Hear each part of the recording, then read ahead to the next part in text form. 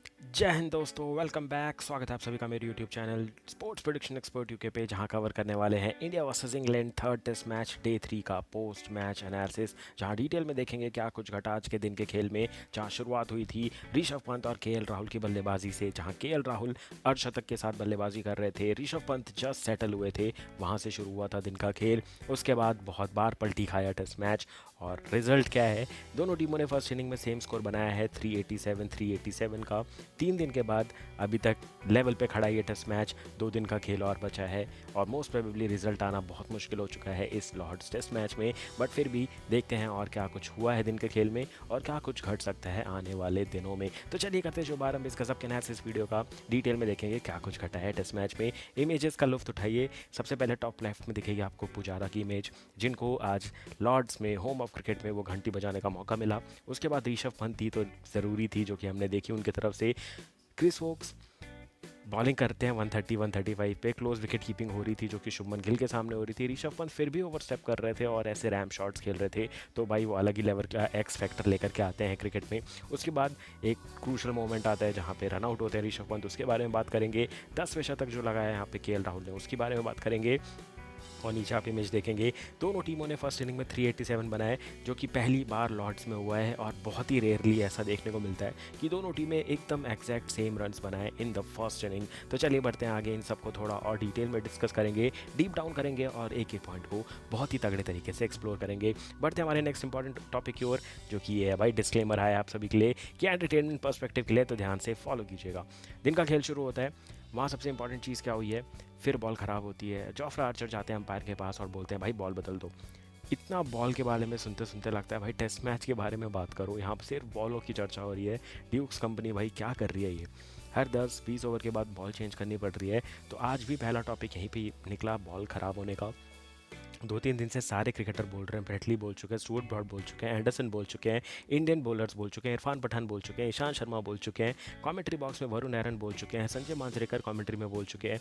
और बहुत ज़्यादा बात हुई है कि भाई बॉल को क्या दिक्कत हो रही है, तो बहुत ज़्यादा चर्चा हो रही है बॉल की, क्योंकि ड्यूक्स बॉल रैपिडली इसका जो परफॉर्मेंस है वो ख़राब होता हुआ नज़र आ रहा है इन इंग्लिश कंडीशन ओनली। ऐसा तो नहीं है कि ड्यूक्स की बॉल से हम सब कॉन्टिनेंट में इंडिया में खेल रहे हैं। ड्यूक्स की बॉल, खुद की इंग्लैंड की बॉल इंग्लैंड में नहीं चल रही है, तो कहाँ चलेगी? ये सबसे बड़ा सवाल है। उसके बाद जो सबसे बड़ी हेडलाइन बन के आई थी आज के न्यूज़पेपर में, वो ये थी, किसी भी एशियन द्वारा सबसे ज़्यादा 5 विकेट हॉल लेने का रिकॉर्ड की बराबरी की है जसप्रीत बुमराह ने। 11 फाइवर ले चुके हैं, जिनने वसीम अकरम की बराबरी की है 11 5 विकेट हॉल की, जो कि बहुत बड़ा कीर्तिमान था।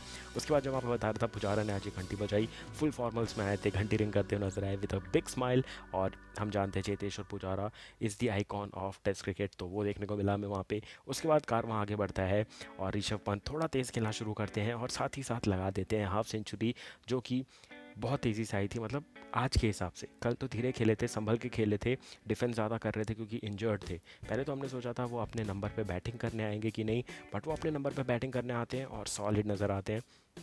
उनने दूसरे दिन के खेल खत्म होने तक केएल राहुल का सपोर्ट दिया, बट जैसे ही तीसरा दिन शुरू हुआ ना, सपोर्ट के साथ एग्रेशन वाला रोल लेकर के आए थे, और तेज़ी से 50+ स्कोर बनाया और एमएस धोनी के एक रिकॉर्ड की बराबरी की। जहां 13+50 स्कोर अगर आप देखो तो 53 इनिंग में बनाए थे एमएस धोनी ने, वहीं कुछ अराउंड 60 इनिंग्स में कर दिया है ऋषभ पंत ने। तो लगभग नक्शे कदम पे चल रहे हैं जिनको वो आइडल मानते हैं एमएस धोनी को, बट शतक के रिकॉर्ड पे ऑलरेडी आगे निकल चुके हैं एमएस धोनी से। उसके बाद सबसे ज़्यादा छक्के इन टेस्ट क्रिकेट की बात हो रही थी, तो सबसे ज़्यादा वीरेंद्र सहवाग ने 90 छक्के मारे टेस्ट क्रिकेट में, और ऋषभ पंत 88 एंड काउंटिंग पे है अभी। तो मुझे लग रहा है सेकंड इनिंग में ही ये रिकॉर्ड टूट जाएगा मोस्ट प्रोबेबली, क्योंकि अब एक एक इनिंग का टेस्ट मैच रह गया है। T20 मोड में खेला जाने वाला है यहाँ से, क्योंकि अगर दोनों टीमों को रिजल्ट चाहिए तो वो तेज़ खेलेंगे। अगर दोनों में से किसी भी एक टीम ने सोच लिया कि ड्रॉ करना है, तो ये मैच पूरा ड्रॉ के लिए जाएगा। ऐसा मैं क्यों बोल रहा हूँ? इंग्लैंड को अगर ड्रॉ के लिए खेलना है, वो एक दिन से ज़्यादा बैटिंग कर गए तो ये टेस्ट मैच ड्रॉ हो जाएगा। और वहीं अगर इंडिया को ड्रॉ के लिए जाना है, तो वो जानबूझ के ऐसी बॉल फील्ड सेट करेंगे जहाँ रन ना आए और ओवर वेस्ट हो। तो वैसा होने वाला है। तो जो भी टीम सोच गई भाई जीत तो नहीं सकते, हारना भी नहीं है, ड्रॉ करना है, तो ये मैच ड्रॉ की ओर बहुत जल्दी करवट बदल लेगा। तो यहाँ पर ऋषभ पंत की सेंचुरी की बात होने लगती है जैसी उनकी हाफ सेंचुरी होती है, बट उसमें एक बहुत ही क्रूशल मोमेंट आता है जहाँ पे दिन का खेल नहीं, सॉरी, लंच ब्रेक होने वाला होता है। सेंचुरी के काफ़ी करीब होते हैं केएल राहुल, ऋषभ पंत होते हैं ऑन स्ट्राइक। वो सोचते हैं कि भाई लंच से पहले का ओवर है, टैप करके सिंगल लेता हूँ, केएल राहुल को स्ट्राइक दे देता हूँ। उसके बाद उनका सेंचुरी लंच से पहले आ जाएगी, तो वो नर्वस मोमेंट कम हो जाएगा। ये मेंटालिटी मेरे हिसाब से ऋषभ पंत की ज़रूर होगी। तो उन्होंने टैप करके सिंगल लिया, थोड़ा मिसकम्युनिकेशन ज़रूर हुआ वहाँ पे, ऋषभ पंत रन आउट हो जाते हैं। बट रन आउट होने में गलती क्या थी? कॉलिंग की गलती थी, रिस्पॉन्स लेट मिला, रिस्पॉन्स पे रिएक्ट लेट किया, और चौथी चीज़ जो बहुत इंपॉर्टेंट थी, बेन स्टोक्स की फ्लेक्सिबिलिटी और वो एजिलिटी के साथ वो थ्रो करना, सारी चीज़ें एक साथ हुई है तब जाके पंत वो रन आउट हुए हैं। तो एक गलती तो नहीं थी। आप एक प्लेयर को ब्लेम मत करो, पंत की गलती मान लो, केएल की भी गलती मान लो, और fabulous fielding effort from Ben Stokes मान लो, जो कि पॉजिटिवली इस टेस्ट क्रिकेट में देखने को मिला। वही नतीजा था कि 72 पे आउट हो गए ऋषभ पंत, जो कि क्लासिकल पारी खेल करके गए। और कमेंट सेक्शन में भी मैंने पढ़ा था, जब मैंने लंच का शॉर्ट वीडियो डाला था, सब वही बोल रहे थे, भाई एक और सेंचुरी मिस कर दी, और कम से कम 5 या 6 सेंचुरी ऐसी हैं जो पंत 90 तो छोड़ो 95 के बाद आउट हुए। तो बहुत लोग उस पर भी कमेंट कर रहे थे। 7 सेंचुरी ऐसी हैं जहाँ पे 90s के बाद वो उसको 100 में कन्वर्ट नहीं कर पाए थे। 5 ऐसी थी जो 95 के पास थी, वो नहीं कन्वर्ट कर पाए थे। और आज भी बहुत अच्छा मौका था उनके पास शतक कन्वर्ट करने का, बट वो नहीं हो पाया। तो जो होता है ना भाई, जो बची कुची चीज़ है ना, मैं बार बार एक ही चीज़ बोलता हूँ, क्रिकेट हो या लाइफ हो, किस्मत में जितना लिखा है उससे ज़्यादा या उससे कम कभी नहीं मिलता है। जितना लिखा है उतना तो मिलेगा ही ना, वो किसी और के हक का है ना वो किसी और के हक का ले रहे हो। आपको उतना ही मिलेगा जो आपके हक का है। वहीं घूम फिर के बात आती है भाई, आपका एक भी बाल झड़ता है ना, आप उसको कंट्रोल नहीं करते, आप सोच रहे हो कि मैं मैच कंट्रोल कर लूँगा, मैं दुनिया कंट्रोल कर लूँगा। ऐसा नहीं होता है, कोई है जो ऊपर से कंट्रोल कर रहा है। आप चाहे जिस पे भी भरोसा करते हो, आप किसी भी धर्म के हो, आपको वो बिलीव होता ही है कि भाई मेरे हाथ में सब कुछ कंट्रोल नहीं है, मैं अपने काम पे कंट्रोल कर सकता हूँ, जो मेरा काम है मैं उस पर कंट्रोल करूँगा। वही किया ऋषभ पंत हैं, टेस्ट क्रिकेट खेल रहे हैं, अपना बेस्ट देना चाहते हैं। उनके दिमाग में भी वही सोच थी कि मैं अपना तो बना लूँगा। केएल राहुल को सोचा, केएल राहुल ने भी सोचा कि चलो रिस्पॉन्स आए तो भाग लेते हैं।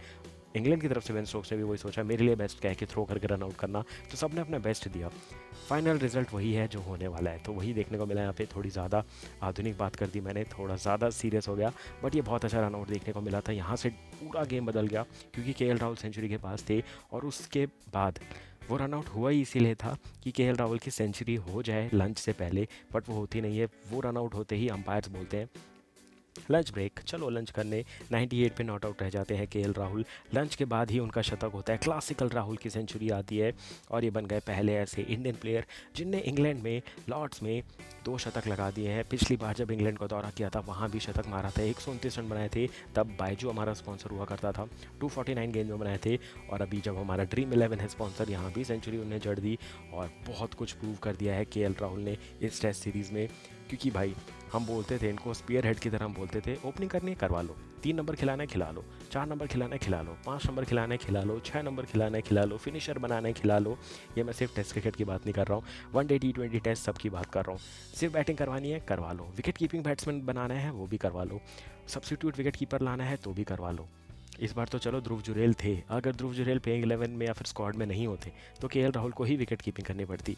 तो आपने एज अ स्पीयर हेड उनको यूज़ किया, जहाँ पे ज़रूरत है वहाँ पे केएल राहुल को फिट करो। बट अब वो ये रिस्पेक्ट डिजर्व करते हैं, वो एक इंटीग्रल पार्ट बन चुके हैं टीम के, अब उनके इर्द गिर्द ही टीम चलेगी। क्योंकि केएल राहुल हो गए, जडेजा हो गए, शुभमन गिल हो गए, ऋषभ पंत हो गए, बुमराह हो गए, ये 4 से 5 ही ऐसे खिलाड़ी हैं जो कि मोस्ट एक्सपीरियंस्ड प्लेयर हैं। अब इन्हीं को टीम चलानी पड़ेगी आने वाले 4-5 सालों में, तभी जायसवाल बड़े प्लेयर होंगे, ध्रुव जुरेल थोड़े सीनियर हो जाएंगे, तब तक इनको टीम लेके साथ ही साथ चलनी पड़ेगी। तो यहाँ पे होता है उनका शतक कंप्लीट, बहुत क्लासिकल इनिंग, बट वही होता है ना, फिर से वही बात, शतक के बाद उस शतक को बड़ा कन्वर्ट नहीं कर पाए। क्योंकि आज इस दिन का इस टेस्ट मैच में इनका इतना ही लिखा था भाई, 100 पे एकदम एग्जैक्ट 100 पे आउट हो जाते हैं। केएल राहुल स्लिप में हैरी ब्रूक के हाथ में कैच जाता है, और डॉट 100 रन के सेलिब्रेशन के बाद ही केएल राहुल का विकेट गिर जाता है, जहां से फिर से गेम पलट जाता है। क्योंकि दोनों तरफ से वेल सेटल्ड प्लेयर आउट हो गए, एक तरफ से ऋषभ पंत, दूसरी तरफ से आउट हो गए केएल राहुल। नीतीश कुमार रेड्डी और जडेजा बहुत अच्छी बैटिंग कर रहे थे, टी ब्रेक तक बहुत अच्छा मैच गया, उसके बाद ज़्यादा विकेट गिरे नहीं। बट उसके बाद मैंने भी ज़्यादा मैच नहीं देखा, अगर मैं पर्सनली बताऊँ, थोड़े काम से बाहर गया हुआ था। बट बात ऐसी होती है, नीतीश कुमार रेड्डी 20 पे आउट हो गए, 29 पे आउट हो गए, जडेजा ने अपनी लगातार तीसरी हाफ सेंचुरी लगाई, फिर अपनी तलवारबाजी करते हुए नजर आए, और जडेजा ने प्रूव कर दिया भाई बैटिंग में उनकी इंप्रूवमेंट होती जा रही है। और ये कब से हुई है, अगर आपने ध्यान दिया हो, चेन्नई सुपर किंग्स ने जब आखिरी आईपीएल जीता था, जब 2 बॉलों पे 10 रन चाहिए थे, चौका छक्का मारा था, जीटी के अगेंस्ट जीता था। अब मैं उसको याद करूँ तो 2021 हुआ था शायद, 21 या 22 में, तब ऐसा हुआ था। 22 या 23 यार, याद करवा देना, कमेंट सेक्शन में बता देना कि चेन्नई अपना लास्ट कब जीती है आईपीएल। तो मैं एक बार चेक ही कर लेता हूँ यार, आप लोगों ने बोलोगे कि भाई इसकी अभी करंट नॉलेज इतनी पीछे कैसे चल गई। सीएसके की लास्ट ट्रॉफी अभी मैं चेक कर लेता हूँ, 1 मिनट दे दो मुझे। चेन्नई ने अपनी लास्ट ट्रॉफी जीती है 2023 में, येस टू बी प्रिसाइज 2023 में उन्होंने 2 बॉलों पे 10 रन बनाए थे और वहाँ से जिताया था। तब से उनका बैटिंग परफॉर्मेंस बढ़ा था। और अगर आपको याद हो, एक ओवर में 36 या 37 रन भी बनाए थे, और वो शायद अगेंस्ट मुंबई या फिर पंजाब ही आया था। तब से बैटिंग फॉर्म बढ़ा है जडेजा का, और वो पीक कर रहे हैं। पहले 2.5 मिनट में ओवर कंप्लीट करते थे, अब 1.5 मिनट में ओवर कंप्लीट कर रहे हैं, तो प्रोग्रेस ही प्रोग्रेस देखने को मिल रहा है। एक तरफ से जडेजा सेट हो चुके थे, बट सामने से वॉशिंगटन सुंदर है बैटिंग करने, वो आउट हो गए। फिर आकाशदीप सिंह आउट हो गए, फिर जडेजा, माफ़ कीजिएगा, उसके बाद तो जडेजा ही आउट हो गए 74 पे। वो आउट करने वाली बॉल नहीं थी, डाउन द लेग जा रही थी, जैसे आपने देखा होगा। साई सुदर्शन पहली इनिंग में आउट हुए थे, डाउन द लेग एज लग गया था, कीपर ने लेफ्ट में डाइव मार के कैच लिया था, राइट में डाइव लेके। वैसे ही देखने को मिला, राइट में डाइव मारी जेम्स स्मिथ ने, और वो फेंट एज था जिस पे एज लेके चली गई बॉल, और आउट हो गए जडेजा 74 पे। और हम इंडियंस उम्मीद लगा के रख रहे थे 20-30-40 की लीड मिल जाए, फिर बोलते हैं 20 रन की लीड मिल जाए, बट होता क्या है, आकाशदीप सिंह आउट होते हैं, बुमराह आउट होते हैं, सिराज आउट होते हैं, ऑल आउट होती है इंडिया सेम 387 के स्कोर पे, which is same as the England का स्कोर। और ये एक और फनी मोमेंट हो जाता है कि भाई इंग्लैंड के 387, इंडिया के 387, इंग्लैंड की तरफ से जो रूट का सेंचुरी और इंडिया की तरफ से के राहुल का सेंचुरी, और बॉलिंग दोनों टीमों की तगड़ी। और 3 दिन जो खेला है वो आपकी एनर्जी लेवल पे आ चुकी है, 387 दोनों है। अब जो टीम यहाँ से जो अच्छा खेलेगी वो आगे भाग जाएगी, जो ख़राब खेलेगी वो नीचे रह जाएगी। और दोनों अगर सेम खेली तो टेस्ट मैच डेफिनेटली ड्रॉ की ओर जा रहा है, और जो कि मोस्ट प्रोबेबली वही रिजल्ट होगा। अगर कोई टीम एकदम ही भद्दा खेल जाए, मान लो इंग्लैंड यहाँ से एकदम भद्दा खेल जाए, 20-30 ओवर में ऑल आउट हो जाए 100-150 पे, तब मैं बोल दूंगा इंडिया जीत गई। या फिर अगर इस वाले इनिंग में इंग्लैंड अगर पूरा बैस बॉल खेलने चला गया, मान लो खेले 80 ओवर और 4 के 100 से 320 रन बना दिए, तब होगा कि इंग्लैंड रिजल्ट के लिए जा रहा है। और उनने सोचा 80 ओवर में बना दिए, आज के 10 ओवर, कल के पूरे 80 ओवर, 90 ओवर हम इंडिया को देंगे, चाहे ये तुम चेस कर जाओ या फिर हम ऑल आउट कर जाएंगे। तो किसी को डेयरिंग सोच लेके भी खेलना पड़ेगा इस टेस्ट मैच को, वरना अगर दोनों टीमों में से किसी ने भी ड्रॉ करने का सोच लिया तो ये डेफिनेटली ड्रॉ की ओर भागेगा। और डेयरिंग सोच जिसने रख ली वही रिजल्ट के लिए भागेगा, और वो बैक फायर भी कर जाएगा। ऐसा नहीं है कि भाई डेयरिंग रिजल्ट ले लिया कि हमें जीतना है तो आप जीत ही जाओगे। वही बात, 80 ओवर में अगर आपने 4 के रन रेट से 320 बना के दे दिया, तो आपने डेयरिंग एफर्ट तो ले लिया कि भाई हम तुम्हें डेयर के साथ दे रहे हैं कि भाई तुम करके दिखाओ चेज़, हमें तो पूरा भरोसा है हमारी बॉलिंग पे, हम बचा जाएंगे। बट नहीं बचा पाए तो वो बैकफायर हो जाएगा। तो जो टीम रिस्क लेने का दम रखती है ना, उसको रिवॉर्ड मिल भी सकता है और नहीं भी। इस चीज़ पे कल ध्यान देना पड़ेगा दोनों टीमों को। मैं साथ ही साथ कमेंट सेक्शन भी देखता चल रहा हूँ, भाई बता दिया ना यार, CSK 2023 में जीती है, कमेंट सेक्शन में लोगों ने मुझे बताना चालू कर दिया है। बट सही है, आपने मेरी करंट अफेयर, करंट नॉलेज को वापस से रिफ्रेश कर दिया एक बार। और मैं बाकी कमेंट देख रहा हूँ, यार KL राहुल के लिए हेट मत फैलाओ प्लीज़। KL राहुल सेंचुरी के पास थे, और टीम टीम गेम है, आप एक प्लेयर को ब्लेम नहीं कर सकते और करना भी नहीं चाहिए। जीतते हैं साथ में, जीतते हैं, हारते हैं एज अ टीम हारते हैं। जो हो चुका है उसको भूल जाओ, अभी क्या है हमारे हाथ में। 387 था, 2 ही रन बने इंग्लैंड के, ज़्यादा आगे इंग्लैंड अभी भी नहीं गया है। और पहले ओवर का तो भाई नोक झोंक छोड़ो, बनना है तो ऐसे इंडियन लड़ो भाई। इंग्लैंड ने जो किया है ना, आखिरी ओवर में टाइम पास किया है, जहाँ 2 ओवर होने चाहिए थे वहाँ सिर्फ 1 ओवर की बॉलिंग हुई है, वो ख़राब चीज़ हुई है। उसमें आपको जितनी गाली देनी है इंग्लैंड बैट्समैन को दे दो, बट इंडियन प्लेयरों के 2 प्लेयरों को कंपेयर कभी मत करो, ये बस बात का ध्यान देना। ये चीज़ मैं बहुत पहले भी बोल चुका हूँ, जब लोग विराट और रोहित को कंपेयर करते थे। वो बहुत अच्छा है, मेरे कमेंट सेक्शन में तो बंद हो चुका है, वो करना भी नहीं चाहिए। वैसा आज भी बोल रहा हूँ, आपको जितना जैक रॉली को सुनाना है सुना लो, 6 बॉल में सिर्फ 2 रन बनाए, ग्लव पे एक बॉल लग गई, टाइम वेस्ट किया उनने। वो सब उनने अपने देश के क्रिकेट के लिए और अपने लिए किया, जो उनकी तरफ से सही है। हमें गलत नज़र आ रहा है, क्योंकि अगर हमारा भी कोई प्लेयर होता, KL राहुल होते, तो शायद खेल भी जाते, वो उतना इन सब चीज़ों में फंसते नहीं। बट जायसवाल होते तो डेफिनेटली वो टाइम पास करते, तो सबके नेचर में होता है। पंत भी होते तो मे भी वो भी टाइम पास करते और टाइम वेस्ट करते, कि 2 ओवर की जगह 1 ओवर का मैच हो। तो वो क्रिकेटिंग ब्रेन है, जो थोड़ा सा स्लाइट एडवांटेज है ना, जो स्पोर्ट्समैन स्पिरिट से अलग जाती है, वो यही है। आप नहीं चाहते भाई एक्स्ट्रा ओवर खेलना, क्योंकि आपको कोई मेडल नहीं मिलेगा, कोई अवार्ड नहीं मिलेगा 1 ओवर एक्स्ट्रा खेल के। बट अगर आप विकेट गिरा दोगे, आपकी टीम बैकफुट पे चली जाएगी। तो टीम को आगे रखते हुए कैप्टन वो चीज़ करता है। वो आपको प्लेयर ख़राब दिख रहा है, बट वो प्लेयर ख़राब नहीं है, उसके पीछे उसकी टीम की भी सोच है, उसकी कोच की भी सोच है, पूरी टीम डकआउट की वही सोच है कि भाई टाइम वेस्ट किया जाए। जो आपको सामने है वो दिख रहा है कि वो गलत है, बट वो सोची समझी चीज़ होती है, जो कि एक प्लेयर को ख़राब बना रही है, बट वो बहुत कुछ सोच के करता है। बट बुमराह की भी तारीफ होगी, पहला ओवर ही टप्पे पे डालना चालू कर दिया, जो कि बोलते हैं ना एकदम सिक्के पे बॉल डाल रहे थे। और 1-2 बार बीट भी हुए थे, लग रहा था पहला विकेट इंडिया को गिरेगा और वहीं पे इंडिया को मिलेगा और उस वहीं पे दिन का खेल ख़त्म हो जाएगा। बट ऐसा नहीं हुआ, विकेट भी नहीं मिला और पूरा ओवर ईजिली खेल के गई है इंग्लैंड, सिर्फ 2 रन बनाए हैं। तो यहाँ से इंडिया को काउंटडाउन रखना है कि एक एक इनिंग का मैच बचा है, जितने रन बनेंगे उतने हमें बनाने पड़ेंगे। तो उसको दिमाग में रखते हुए ये मैच खेलना पड़ेगा। और एक बहुत इंपॉर्टेंट चीज़, चौथे पारी में सबसे अच्छा एवरेज किसका है इंग्लैंड के लिए? वो है जेमी स्मिथ का, वो है हैरी ब्रूक का और वो है बेन स्टोक्स का। ये तीन प्लेयर ऐसे हैं जिनकी सेकंड इनिंग में एवरेज फर्स्ट इनिंग से ज़्यादा है, तो इन तीनों से बच के रहना बहुत ज़रूरी है। इसके अलावा जो रूट का सेकंड इनिंग में ज़्यादा एवरेज नहीं है, वो जल्दी आउट होते हैं। जैक क्रॉली जल्दी आउट होते हैं। बेन डकेट भी उनमें से एक है जिनका सेकंड इनिंग एवरेज ज़्यादा अच्छा है, तो इनसे बचना पड़ेगा। ओली पोप का दोनों इनिंग में ही कम है, तो आप कुछ बोल नहीं सकते।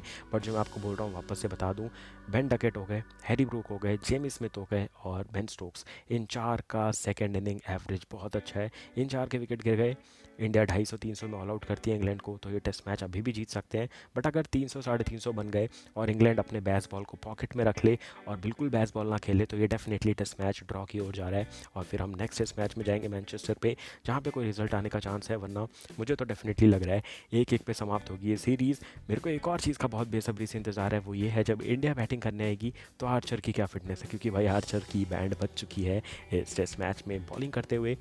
लंबा रेस्ट मिल गया तो अच्छा है, वरना मुझे लग रहा है फोर्थ टेस्ट मैच में भी वापस सी गर सेकिंस्टन कर जाएंगे या फिर रीस्टोपली कर जाएंगे और आर्चर को एक और बार आराम देना पड़ेगा, क्योंकि उनकी बॉडी उतना वर्कलोड नहीं ले सकती। अब ये बहुत कुछ हो सकता है, बहुत कुछ पलट सकता है मैच में।